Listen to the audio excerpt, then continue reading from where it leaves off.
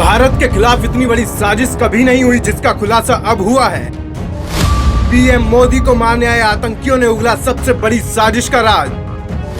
भारत के खिलाफ आतंकियों का मिशन 2047 क्या है, जिस साजिश का अभी खुलासा हुआ है, शायद ही पहले कभी देश के खिलाफ इतनी बड़ी साजिश रची गई होगी, क्योंकि पीएम मोदी को पटना में मारने का प्लान बना रहे आतंकियों ने पकड़े जाने के बाद ऐसी साजिश का खुलासा किया है कि हर किसी का सिर चकरा जाएगा और देश में आए दिन हो रहे दंगों के पीछे का मकसद साफ साफ समझ आ जाएगा। अगर आपको भी अपने वतन से थोड़ा प्यार है तो अभी से सावधान होना पड़ेगा, क्योंकि अगले 25 सालों के लिए आतंकियों ने जो प्लान बनाया है वो बहुत घातक और खतरनाक है। उसके बारे में सोचने से ही आपकी हालत खराब हो जाएगी, क्योंकि नुपुर शर्मा विवाद के बाद जो साजिश चोरी छिपके रची जा रही थी, अब देश में मौजूद वो कट्टरवादी खुलकर सामने आ गए हैं। यहाँ तक कि पटना में पीएम मोदी को जान से मारने का प्लान तैयार कर लिया गया था। अगर वक्त रहते संदिग्ध आतंकवादी ना पकड़े जाते तो शायद बड़ी अनहोनी हो सकती थी। हाल ही में भारत के अच्छे दोस्त और जापान के पूर्व पीएम शिंजो आबे को जिस तरह मारा गया, कुछ इसी तरह भारत में भी करने की कोशिश थी, क्योंकि पीएम मोदी को मारने की साजिश रचने वालों ने वो राज उगला है जिससे देश की हुकूमत भी अनजान थी। आगे की रिपोर्ट में आपको बताएंगे कि देश में कहां-कहां आतंकी फौज तैयार हो रही है और उसके पीछे का मकसद क्या है, लेकिन पहले आपको पूरा मामला समझाते हैं। दरअसल पीएम मोदी के 12 जुलाई को पटना दौरे से ठीक एक दिन पहले वहां फुलवारी शरीफ से अतहर परवेज और मोहम्मद जलालुद्दीन नाम के 2 संदिग्ध आतंकवादी पकड़े गए थे, जो मार्शल आर्ट सिखाने की आड़ में युवाओं को तलवार, चाकू और हथियार चलाने की ट्रेनिंग दे रहे थे, यानी कि देश के खिलाफ आतंकी फौज तैयार की जा रही थी। पकड़े गए संदिग्ध में से मोहम्मद जलालुद्दीन झारखंड में दारोगा रह चुका है, तो वहीं अतहर परवेज स्थानीय नेता बताया गया है। दावा है कि ये संदिग्ध पीएम मोदी समेत कई बड़े नेताओं पर हमले की तैयारी में थे।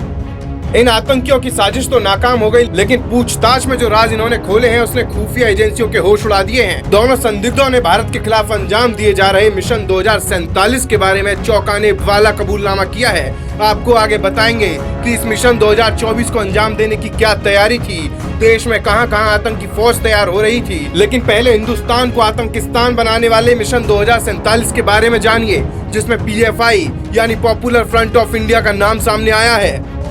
दरअसल PFI भारत को साल 2047 तक इस्लामिक राष्ट्र बनाने के एजेंडे पर काम कर रहा है, जिसे मिशन 2047 का नाम दिया गया है।